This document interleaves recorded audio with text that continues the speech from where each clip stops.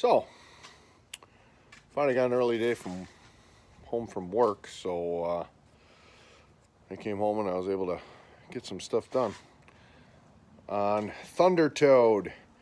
So my mission is to try to get this thing running good and use it this weekend. We just had, like I said, a buttload of rain. It's just been raining all the time.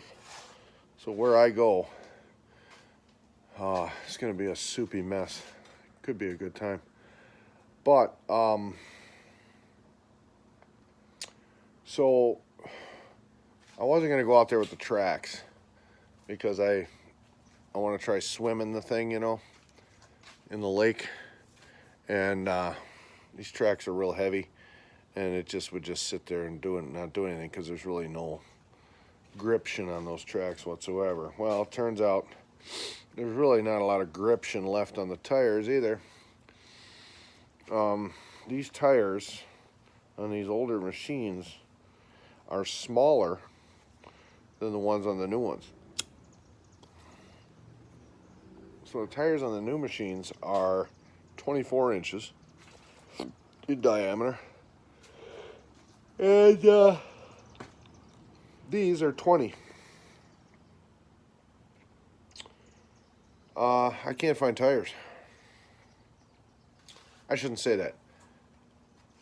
A friend of mine looked up tires, and she found four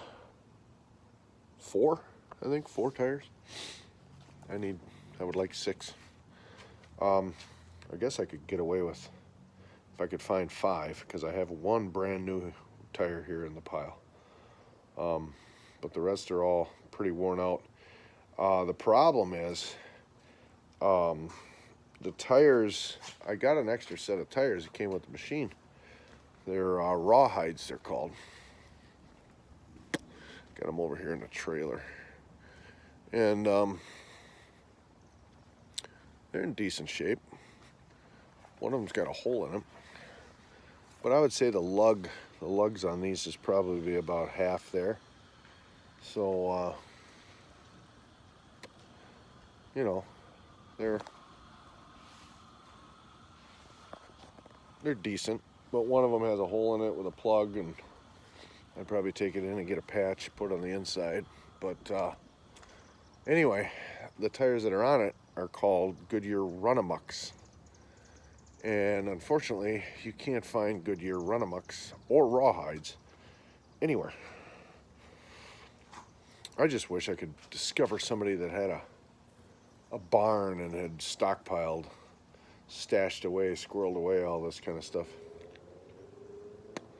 Because that would be awesome.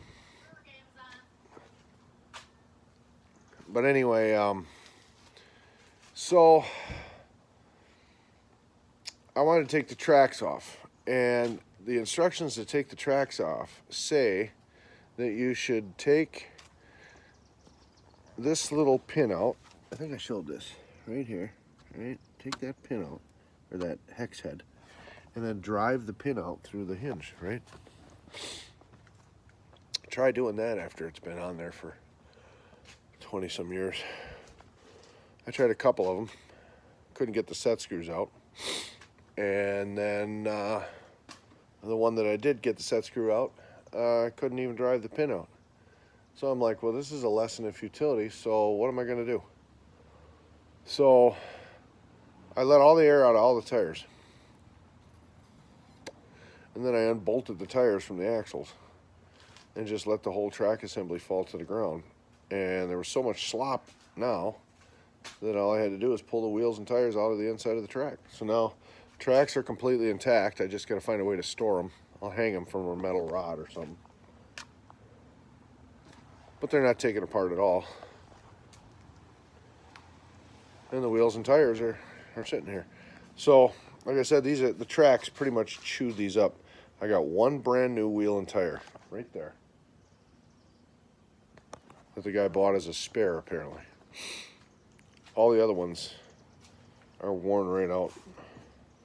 So I'm really not sure how well this thing is going to move in the water or the mud or at all. Dry pavement or dry dirt it'll go, of course, but I don't think it's going to have much gription in the gnarly stuff. So I'm kind of worried what to do. The tires I put on my Atex are big. They're monsters compared to these little dinky things. So I just don't know. Maybe if a run-amok ferry is out there somewhere, and here's my prayers. So anyway, the machine's sitting there. Like I said, the guy had a lot of, bought a lot of accessories that came with it. So one of the things you got to do when you put a track on is you got to put a wheel spacer kit. So that's what this is. That spaces the wheels out another 4 inches or so that the tracks don't rub on the body.